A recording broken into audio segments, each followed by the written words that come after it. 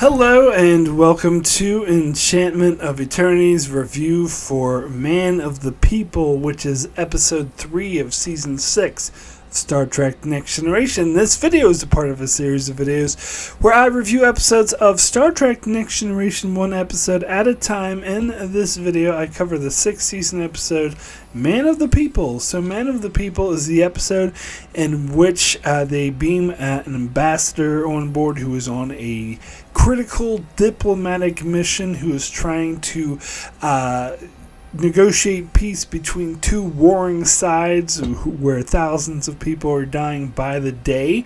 However, we soon discover that he uses Counselor Troi to dump all of his negative emotions into in order to free himself from the burden of negative emotions to make him that more effective of a negotiator.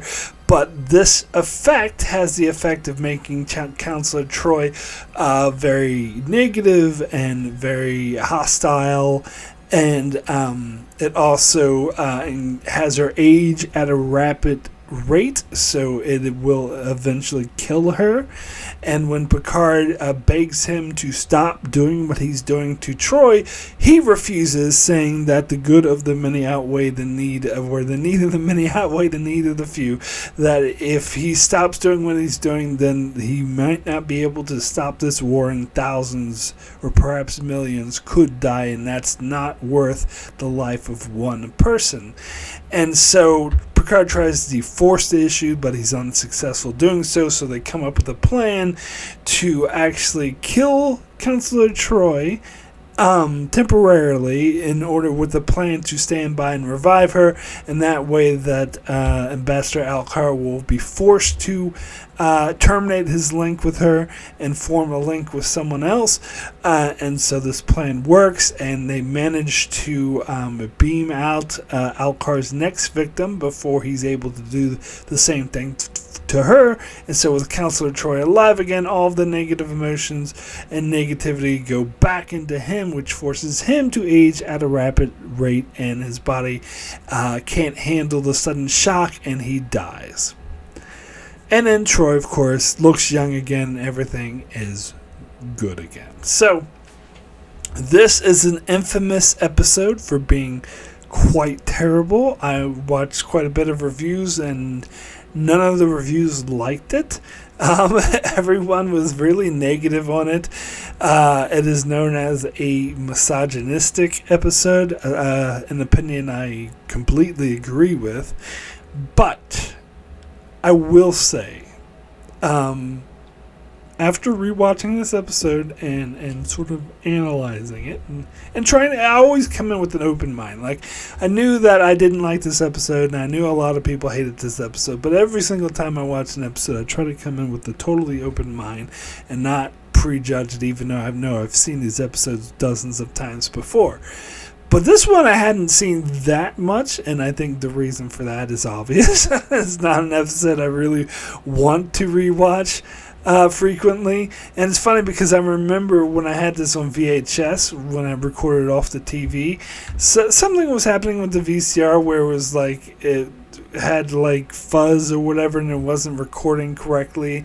And so I remember the picture and the sound being kind of fuzzy and fading in and out. And so it was so weird actually watching it on Blu-ray and seeing the picture, the crystal clear HD image, because I was so used to it being really wonky. Although I'm sure I'd watch it after I got the DVD sometime in the 2000s, but still, I was just used to watching that crappy VHS of it.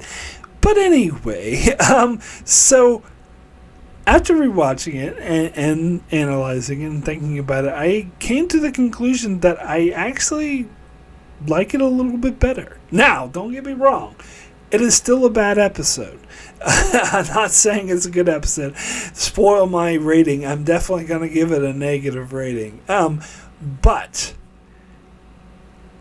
I don't think it's quite as terrible as I remember it being, or that other people are making it out being, because many people might put it in the top 10 worst and give it like a 1 out of 10 and call it one of the worst episodes of the show. And I don't think it is quite that bad. Now, let me clarify what I mean by this, because is it misogynistic? Is the way that they treat Troi and sexualize her and make her the victim yet again? Does all that terrible? Absolutely, absolutely. I will not defend any of that. But here's the thing. I would say towards the end of the episode, there's a split in the episode, whereas the first part of the episode is absolute garbage, and then you get to a point in the episode, it actually becomes pretty good. And I can tell you exactly when that split happens. It happens when Troi goes in the coma and is in sickbay, and that Crusher and Picard are trying to save her. Because we're no longer dealing with the character assassination and the shameless sexualization of Troi. That part of the story is over. Instead, we get to the next part of the story, which asks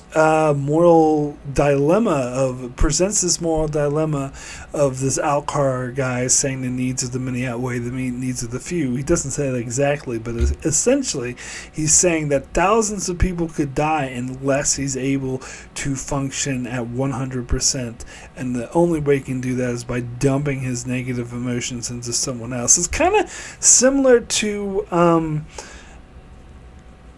I've heard people make the comparison to the Ursula Le Guin short story, Those Who Walk Away from Amalas, which I never read, but I heard a detailed description of it in comparison to a Strange New Worlds episode. I can't recall the title of, but it's about the society that uses this young boy and has him kills him or have him live in torture in order for the rest of society to prosper, and so that is actually a more closer analogy that more closely resembles Those Who Walk Away from Amalas. Is very similar to it, and some people accuse it of almost plagiarizing, of that being that similar to it, but I don't agree with that, because lots of fiction borrows. There's tons of classic Trek episodes that heavily borrow from other material. Siege of AR-458, Saving Private Ryan, excuse me, but many other examples like that. So I don't have an issue with that, but I would say, yeah, this episode does do something similar. It's not quite as one-to-one as that Stranger New Worlds episode, but it's along the same theme. It's, tries to pose this moral dilemma of, well, if we do save Troy's life, if he doesn't dump all of his negative emotions, then hundreds of thousands of people could die. So how's that worth it? But you know what I love, though? I love that even though this is the position that Ambassador Alcar takes, I love how the show makes it clear, no, unacceptable. And Picard himself makes that position. Everyone on the ship, nobody even considers Alcar's position. Nobody even wrestles with it. They're immediately no, fuck no, that's fucked up, won't let you do it. And I like that. I that's actually really strong. And now some could accuse Picard of having, personal bias because, Counselor Troi is one of his officers and a very good friend of his. But I think the ease to which Picard flat out says clearly that no, what you're doing is wrong, makes it clear that it goes beyond simply that. It goes beyond simply Picard having a bias towards Troi. I think it's, and plus to that end, we get one of the best Picard speeches in the entire show. In fact, when I did my video of top 10 Picard speeches, this was listed in that. I want to quote it here because I think it's an amazing speech. So Alcar says, "Captain, I get no payment. I have no power base, no agenda. I'm willing to risk my life simply to help others." Picard's response: Do you think that makes you appear courageous? Because you're mistaken. You're a coward, Alcar. You exploit the innocent because you're unwilling to shoulder the burdens of unpleasant emotions. Well, this time you will be held accountable. I'm taking you back to the Enterprise to release Counselor Troi. That was so... It's not that long of a speech, and maybe you couldn't even call it a speech. It's more of a dialogue, but still, that's like Picard being absolutely amazing, being like, fuck you, you're a coward. You think you're like, oh, this great man, this man of the people. I think that is where the title of the episode comes from. A lot of reviewers were confused about that. But anyway, you think that you're this great man who's saving all these lives, but really you're just a, despicable person, and fuck you. This is essentially what Picard says, and I think it was like so... and plus, like, what they do at the end by how they managed to trick Alcar into, like, basically killing him. Like, that was awesome. Like, that was so great when, they brought Troi back to life. It was a really risky move, and they managed to beam away his next victim before he got to her, and then he's, got old and was like dying because of all the bullshit that he put on Troi, went back into him. And I love how it was one of my favorite scenes was when he went to leave his room. Worf was there just blocking his way. I fucking love that. And Worf had no sympathy for him. I just love how that's portrayed, because he's sitting there going, can't even talk because he's dying, and he kills over and dies, and Worf just like calls the bridge. It's like, yeah, the ambassador is dead. I kind of like that, because that is what this motherfucker deserves. So, so I like the ending. And so it's hard for me to say that this is one of the worst episodes ever, because that ending was actually really good. Now, everything that came before that ending was misogynistic and total bullshit. But, so I can't say that it's a good episode. It clearly is not. That majority of the episode totally tanks it. But even in that crappiness, Marina's performance is good. She does a good job of acting crazy, I think. And I think, I'll repeat that, I think people undersell her as an actor. I think she's actually a really good actor. And there was a scene in particular I noticed that, like, the directing of this episode was directed really good. I think the director even had a quote about how he thought the script was bad, but he thought what they did with it was quite good. And I kind of agree. Like, there's a scene where Alcar goes into talk to Troi when Troy's being all obsessive and like, oh, you have to, and hitting on him and saying, you have to take me to the planet, don't you love me?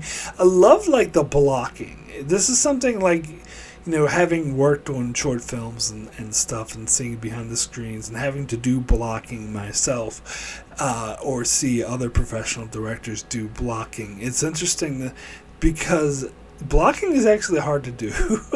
I found it very difficult on, the tiny little kiddie projects that I directed. And so I appreciate the,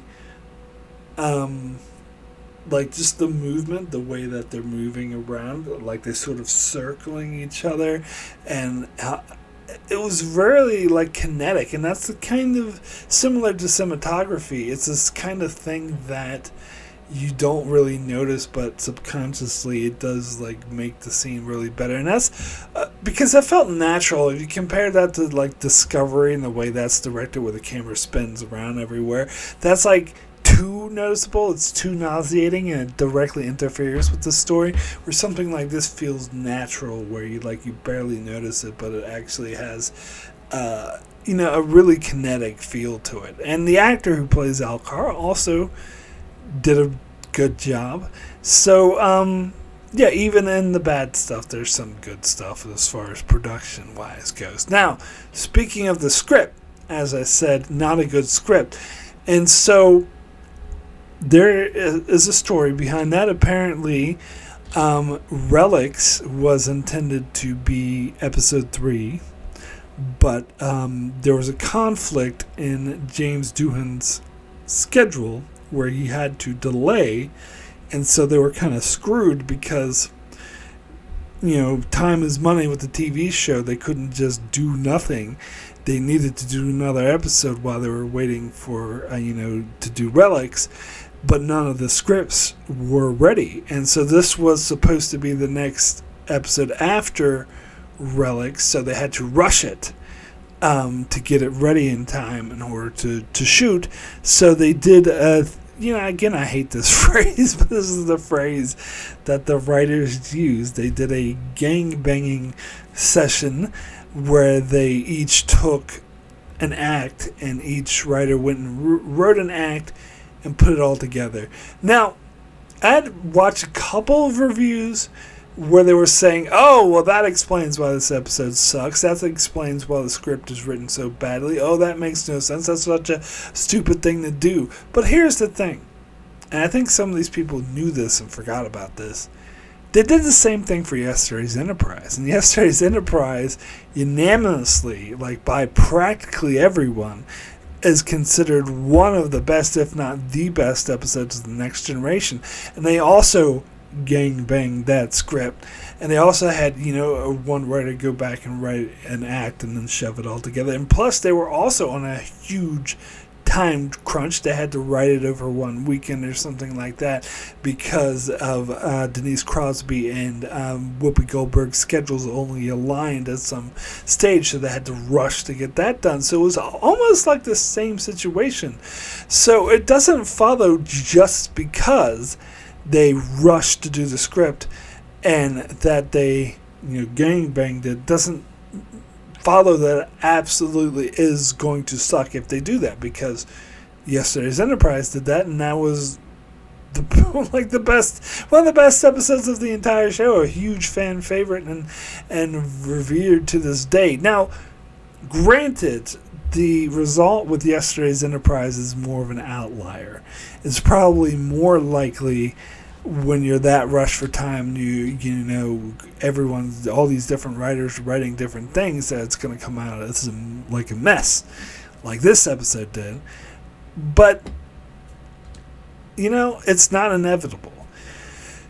I can't think of it off the top of my head, but I'm certain there were several other episodes that were good that I've reviewed and that said that they were gang-banged and wrote in a rush, but they also turned out good. Maybe not as great as Yesterday's Enterprise, but still they turned out really good. This is, I think, the first one I come across that would actually turn out terribly because of it. So this one actually, it seems to be an outlier that it's didn't work. And I think just comparing it directly to Yesterday's Enterprise, I can see the major difference in the writing process, even though they were both written in a huge time crunch over a short amount of time, and they were both gang banged. Oh God, I just hate that phrase, but that's the one they used. But anyway, so they were, those things are similar, were the same, but the major difference between the two is, how I say, one writer goes back and writes an act and then someone puts them all together and creates a cohesive script? The major difference is with Yesterday's Enterprise, Michael Piller was the one that took all those different acts and made a cohesive script. In this case, it was the gentleman who is credited for writing this episode. Let's see if I can bring up his name. God, where is his name? Oh, no, I can't find it. Where are we? I don't know, but I'll see if I can find his name. But he was new to Star Trek. Now, granted, he's not he wasn't a new writer. He there we go, Frank Ablamarco or something like that. So I believe that he was a professional writer. He's worked on other shows and stuff before, but he had just joined the TNG or the Star Trek staff in season 6, and he only stayed up to the first half of season 6. And by the way, he's credited for writing Chain of Command parts 1 and 2, so he's not a bad writer, because those are really good episodes. But he was unfamiliar with Star Trek, so he was the one responsible for taking all the different sections that people wrote and putting them cohesive together into one script. And I think that was the major difference. I think that he didn't really sort of understand Star Trek. And as good of a writer as I'm sure he is, I think it's very likely that he's no Michael Piller, because you just know how much I love Michael Piller. And Michael Piller was busy writing Relics, and so that's why he didn't do it. And the other thing people say is that, some of the other writers, even though they did the thing with the script, some of the other writers were busy working on Relics, so they didn't really pay that much attention to this one. And most of it was put on Frank Abitamarco to do, and I just think he wasn't up to that task, which is, again, nothing on him, because that's a very difficult ask, which is why you need to have someone who's really good like Michael Piller do it. But apparently he was too busy with Deep Space Nine and Relics and all these other things that he couldn't really do it. So I think that was a major problem with why this story ended up like it did. And I think you can, I talked about how there's a disconnect where the first part of the episode's crap and then the ending is really good. That's kind of indicates that they're written by different people. That the people who wrote the first couple of acts didn't do that good of a job, but the people who wrote the final act did a really good job. Now, that being said, it doesn't feel completely disconnected. It doesn't, I couldn't tell that each section was written by different people unless I was told that. I can't tell that by watching the episode, because it doesn't feel like they're totally different and different in tone or whatever. It seems pretty consistent in tone. It's just the quality that changed, because the end focused more on the moral dilemma and Picard being a badass with great speeches, whereas the beginning was just ooh, look at how sexy Counselor Troi is. So let's get into the problems with this episode then. So the biggest, I believe maybe it was someone in my Patreon comments, or maybe, I think so, I don't know, but someone referred to this episode as Violations Part 2. And that's essentially it, and it's actually not as good as Violations. And because why do they always have to make Troi the victim? And it's just, they do the same thing in Violations. They do this a lot when they need the victim. It's always Troi. Which, in this episode, it does come off as really misogynistic, because you have this asshole guy who always picks women to be his receptacle. So there's some sort of misogyny involved there. And why they have to make her a damsel and always make her the victim. But more than that, it goes beyond just that. So it is actually worse than Violations, because it sexualizes her a lot more. And so this gets into the whole naked now thing. Why is it that practically every sort of condition or disease that women get on this show, it makes them horny? I mean, maybe I'm exaggerating. Maybe Naked Now is the only other example of this. Unless you count, no, you would count Sub Rosa, because Crusher was affected by the space ghost thingy was affecting her and making her really horny too. So that's another example. So and maybe there's more examples I'm just not thinking of where, if whenever women get a disease that makes them super horny, and that is a bit misogynistic. And because why is it? Because he dumps in all of his negative emotions on her. So that explains why she's like being jealous and overprotective and unpredictable and scratching Riker and like treating people like shit. Like that explains that. That all matches. But why is it that it makes her super horny? Is this feeding into lust being a negative emotion? Now, granted, uncontrolled lust, non-consensual lust, is quite negative. But lust in general, like if consensual and if directed correctly, like there's nothing wrong with it. So why? So it's kind of slut-shaming in a way by saying, oh, and they do this same thing with the Mirror Universe too, how they make them all super horny. Like I just watched Prodigy Season 2, hopefully you've seen that by now. But I won't give us too much of a spoiler from it if you haven't. But they go to the Mirror Universe, and even in a cartoon for kids, they make them kind of horny. It's because they're in the Mirror Universe. Because look, they're evil, so they must be super horny. Like I think, yeah, that is kind of a form of slut shaming, I think. And it's kind of misogynistic, and I really don't like it, and particularly how it's portrayed here. Like, ooh, she's getting all these negative emotions, so she just wants to fuck everyone. She's super horny for Alcar, super horny for Riker, and then she just fucks some random guy in a turbo lift. It's funny, one of the reviews I watched referred to that guy as elevator guy. I like that term, even though it's technically a turbo lift. But whatever, who cares? I like elevator guy. But yeah, so, and more than that, they definitely overly sexualize her. They have her wearing that skimpy outfit where you can see her nipples, and Riker's reaction to that was like, oh, he's like all smiling about it until he saw elevator guy in the room, and then he got all pissy at it, which that's not a very good way to portray Riker. Like, why would he react that way? And then she wore those other like outfits as well. When she was in 10 forward and like charging in, still had a very seductive outfit.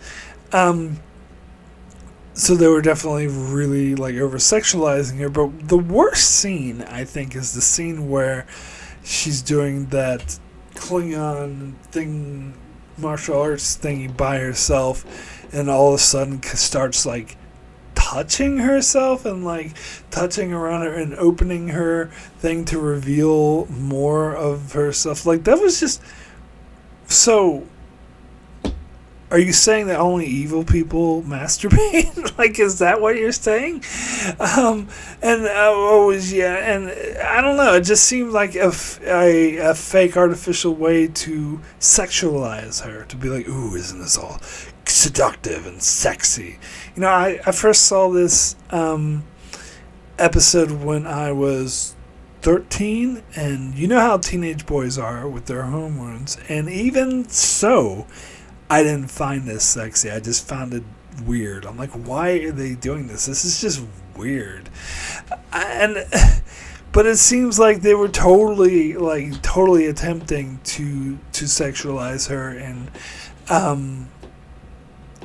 it's just really cheapening. It does, I'm sorry, come off as very misogynistic, very sexist.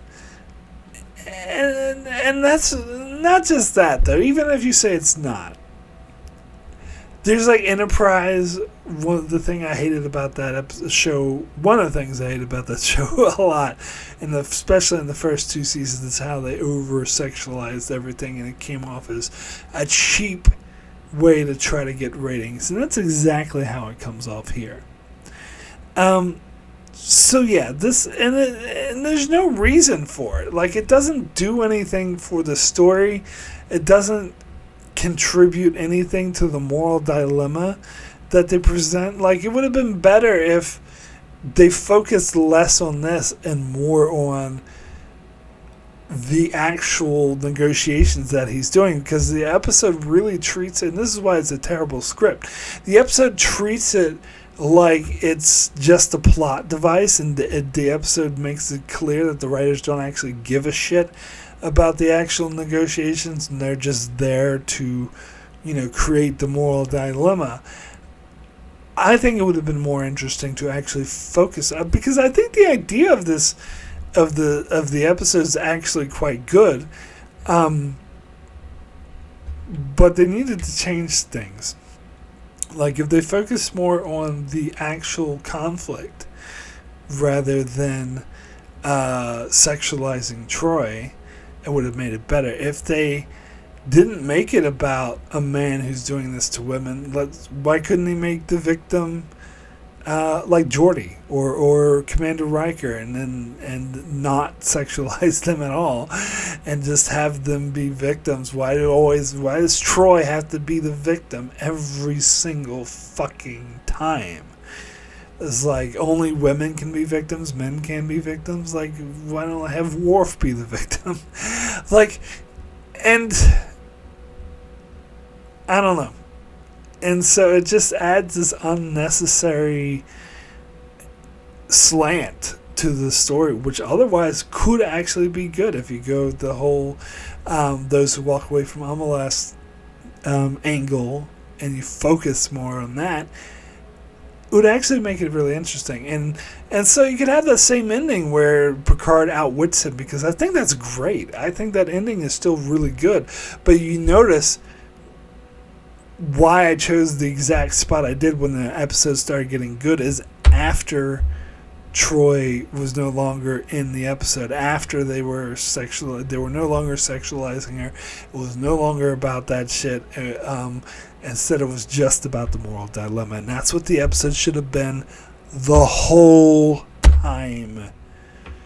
Yes, you can show how this what Alcar is doing negatively affects the victim, which I still think should have been someone different than Counselor Troi, but that doesn't need to be the main focus. Yes, show that, because we need to see what he's doing in order to drive home that what he's doing is wrong, but we don't need to see her like touching herself and sleeping with random guys for no reason. Anyway, there's another scene, a really interesting scene in this episode that kind of affects me personally. Is the scene where Troi is, when she's in the main effect of all of the evilness that Alcar is dumping into her, and she has a therapy session with a client. I was going to say client, but as a patient, I think would be a better term. Client seems a bit capitalistic. So a patient who is complaining that their supervisors, like, it seems like they're picking on them and that they can't do anything right, which is something I really identify with from both sides, actually, because I've had supervisors before. I feel like they can pick on me and feel like I can't do anything right, and then on the other hand, when I was a supervisor, I had people working under me who felt like I was picking on them, and I was surprised to hear that, because it was totally not my intention. And so as soon as I heard this, I tried to smooth things over and realized that I could do better. And so I feel like that might be the situation here, that her supervisor isn't consciously doing this and isn't aware, but still what he's doing is affecting her negatively. And so Troi does come off as completely evil here and fucked up, because her reaction to this very valid complaint and worry that this ensign has is, well, maybe he's just sick of hearing you complain all the time. I know I am. And you know what? You need to just shape up and deal with it. Otherwise, you don't deserve to be here, and I'm going to transfer you. That is so fucked up. But the reason why it strikes a personal chord with me is because I've had an experience like this with a therapist. I don't want to go into too much detail because it's personal, but I will say I was at kind of having almost like a mental breakdown. It was a very sort of one of the most volatile moments of my life that I've ever felt. And I had a normal therapist, but he was like away, but it was like an emergency, so I wanted to see someone right away. So I saw one of his colleagues who I didn't know, and he was basically saying, "Oh, you're just being overly dramatic, and maybe, maybe that's causing the problems because you're being so overly dramatic over this." Which, at the time, it actually didn't affect me, but in retrospect, I was thinking, that's really fucked up. And my normal therapist would not act that way. And I think part of it is, this is when I was living in New Zealand. And I think part is the difference between American culture, and the therapist that I saw that said this shit to me was English. And I think there is a difference in... and again, I'm just generalizing for anyone from England out there, but just from what I've seen, there tends to be more cultural difference that English people tend to be more reserved with their emotions, and Americans are a bit more sort of dramatic and out there. There was that difference between Americans and New Zealanders as well, but I think it was more drastic with English people, and I definitely noticed that with New Zealanders, because I noticed there was, especially in style of movies they didn't like anything like overly dramatic. They liked things like understated, and people would tend to be more reserved with their emotions in public and stuff like that.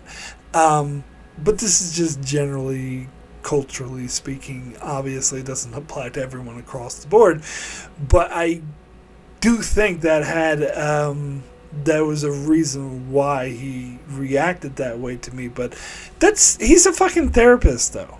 That still seems like that's a fucking... He must have been a terrible therapist in retrospect. I really was unhappy with that treatment, but by the time I realized, because I was in such a shock at the time, I was sort of in a state of trauma that I didn't even realize it until like years later. But yeah, it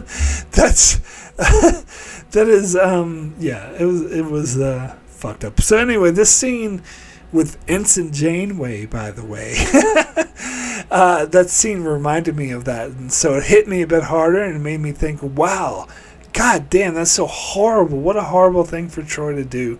But that actually enhances the fact that all this negativity is being dumped into her.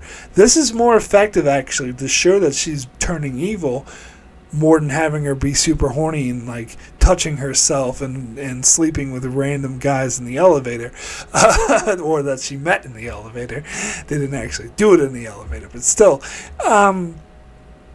Yeah, what does that have to do with having all these negative emotions being dumped into you? That doesn't really have anything to do with it. Are you saying people who do one night stands are evil? Like, no, I personally am not for one night stands and not a huge fan of them, but it doesn't mean that people who do that sort of things are evil.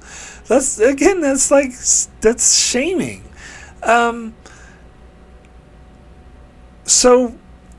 But what it does here in this scene with Counselor Troi doing the counseling session, this is fucking evil. This is right out despicable behavior, and that makes sense for the plot because all this negativity is being dumped on her. So doing shit like that actually does a much better job of portraying what this episode's trying to portray than having her go off and scratch Riker after kissing him and bullshit. I don't know.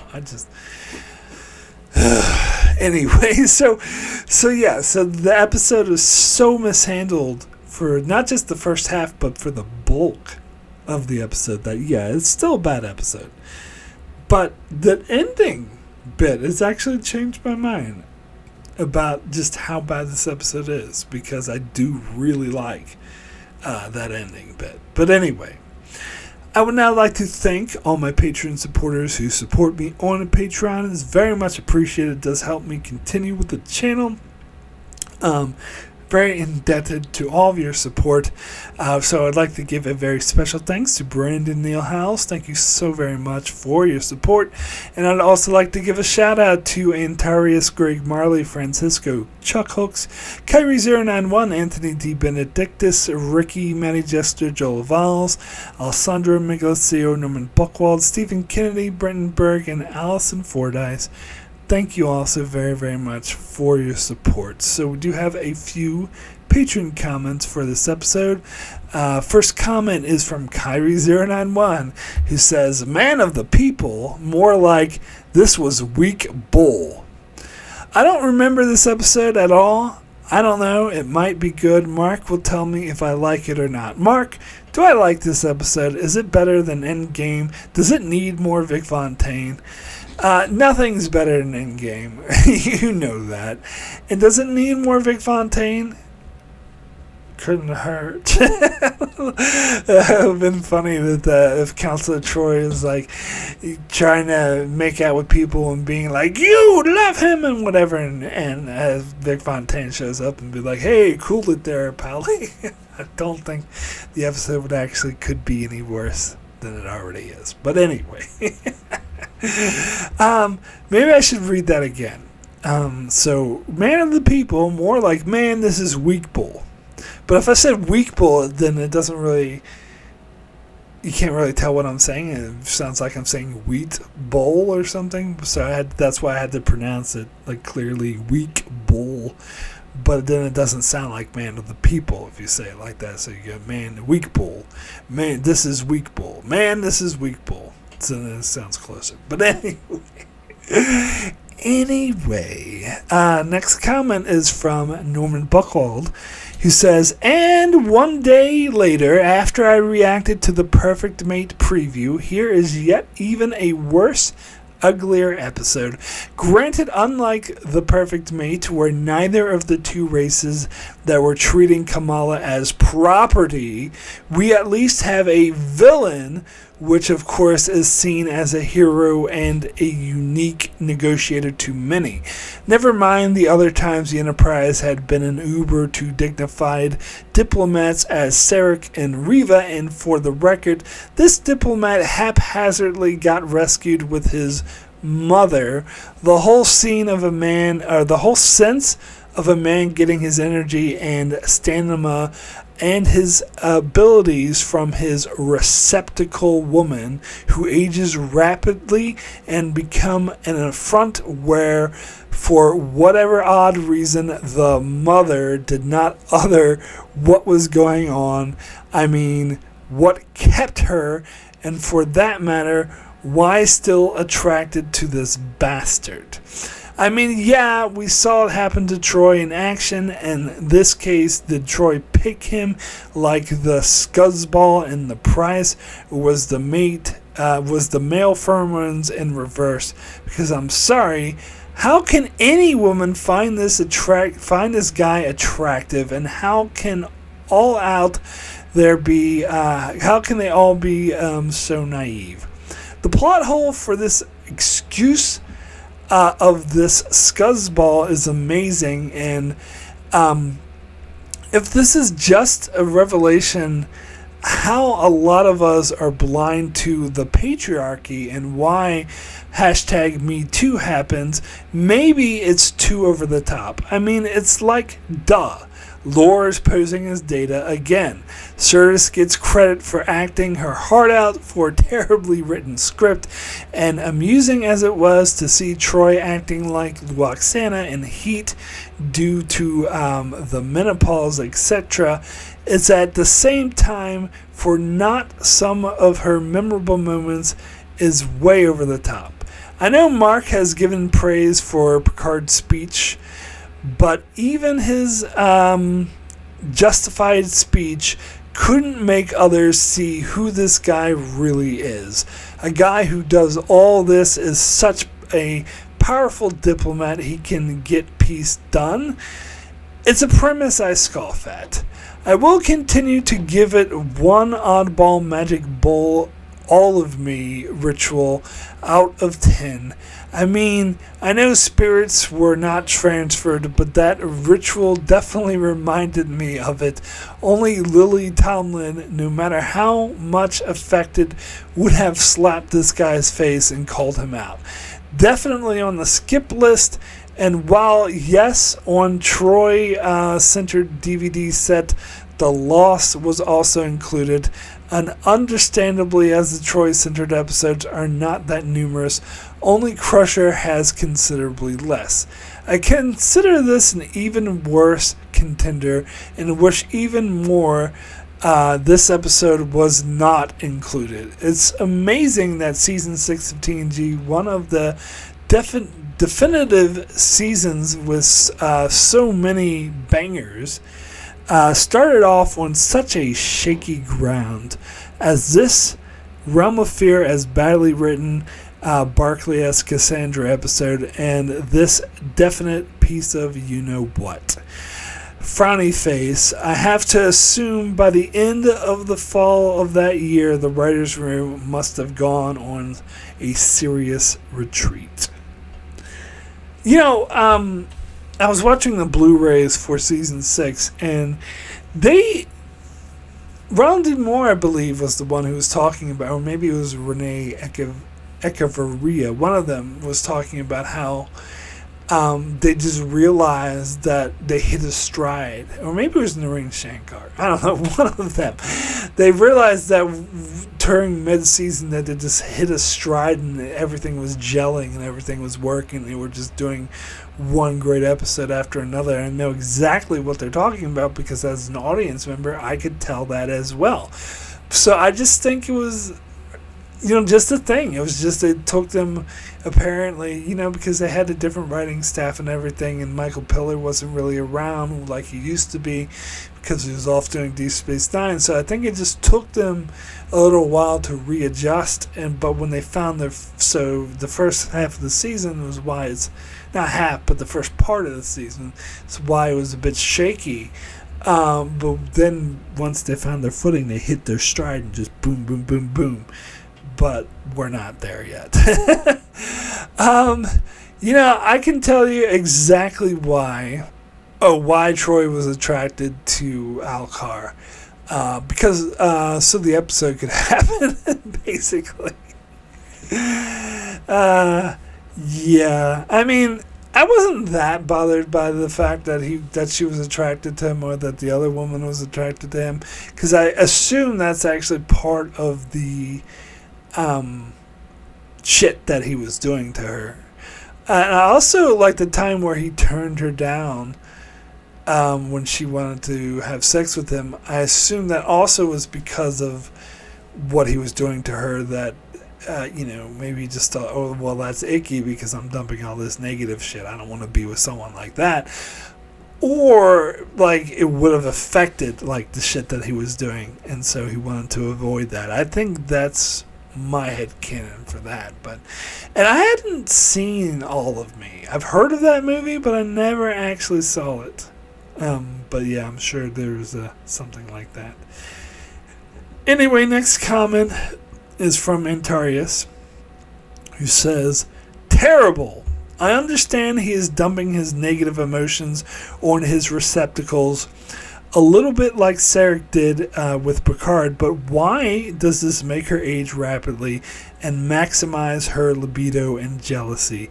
Many viewers will think they fell asleep during this episode because suddenly there are only minutes left of the ticking clock after they let a lot of time pass, obviously doing nothing. The end, especially her magic de-aging and his sudden death, was the worst part of this script.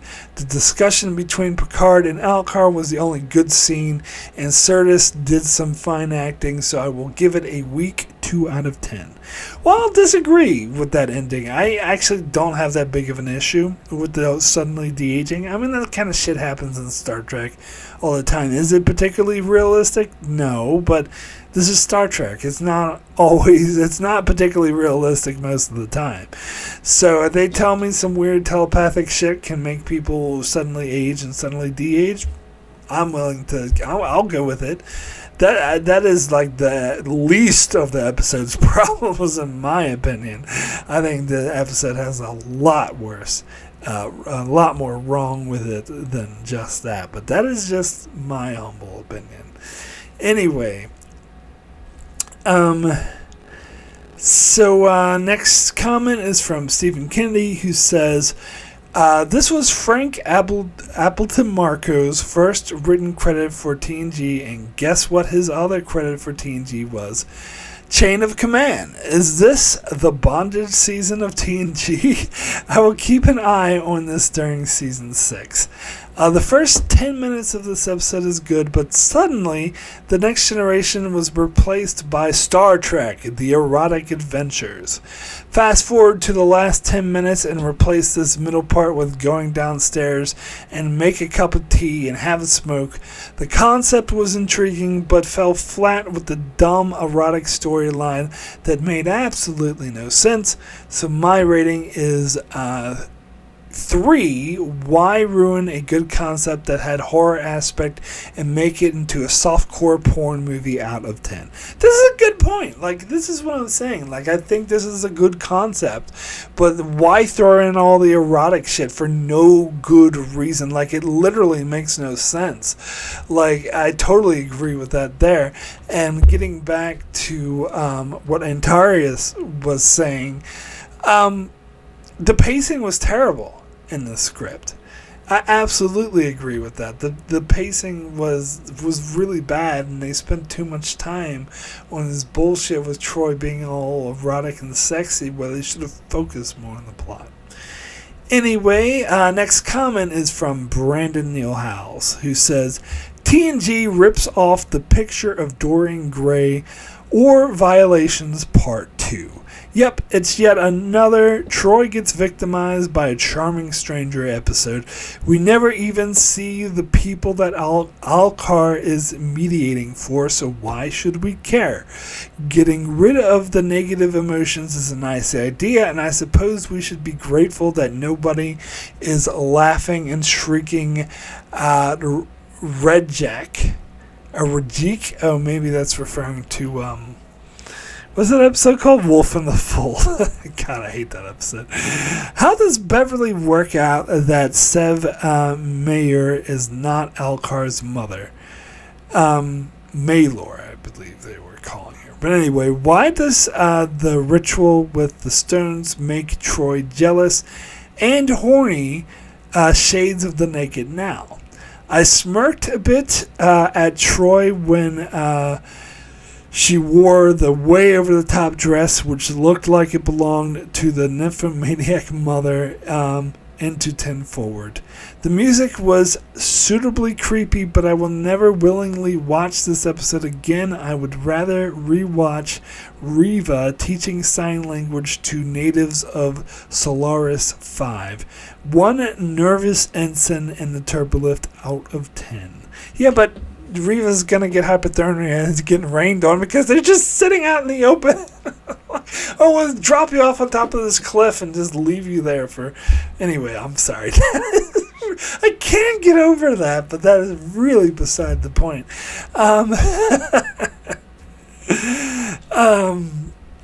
So basically... Alright, so the Picture of Dorian Gray...